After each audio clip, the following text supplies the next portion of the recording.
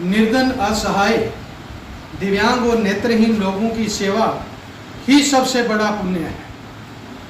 हमें ये सेवा निस्वार्थ भाव से करनी चाहिए।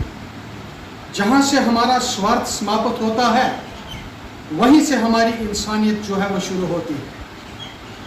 हमें अगर ईश्वर के मार्ग पर चलना है, ईश्वर तक पहुँचना है, तो हमें गरीब गुरबे परिवारों की मदद करने के लिए तत्पर रहना होगा।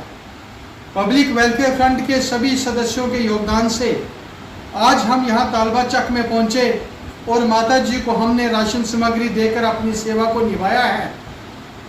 तकरीबन 1 वर्ष हुआ है और सेवा को निभाते हुए, और आगे भी जो हमसे हो सकता है हम वो सेवा करेंगे। मैं पब्लिक वेलफेयर फ्रंट के उन सभी सदस्यों का आभारी हूँ जिन्होंने अपनी नेक कमाई से, अपनी किरत कमाई से, अपने घर से हिस्सा निकालकर इन बुजुर्गों की, इन बच्चों की देखभाल के लिए हर महीने राशन सामग्री, कपड़े, जूती, जोड़ा और जो भी ज़रूरत का सामान था वो यहाँ पर भेजा।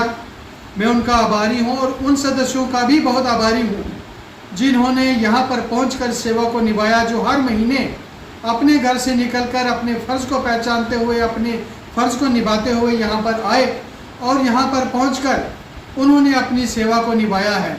मैं ईश्वर से प्रार्थना करता हूँ कि ईश्वर इन सब की लंबी आयु करें, इनके कारोबार में तरक्की दे, ताकि इसी तरीके से हमारा जो मकसद है जीवन में, इंसानियत के नाते जो मकसद है, हम इसी तरीके से इन जो गोद लिए परिवार हैं इन सब की इसी तरीके से सेवा करते रहे, सेवा में तत्पर रहे, ताकि हमारा जो जीवन में आने का मकसद है वो पूरा हो सके।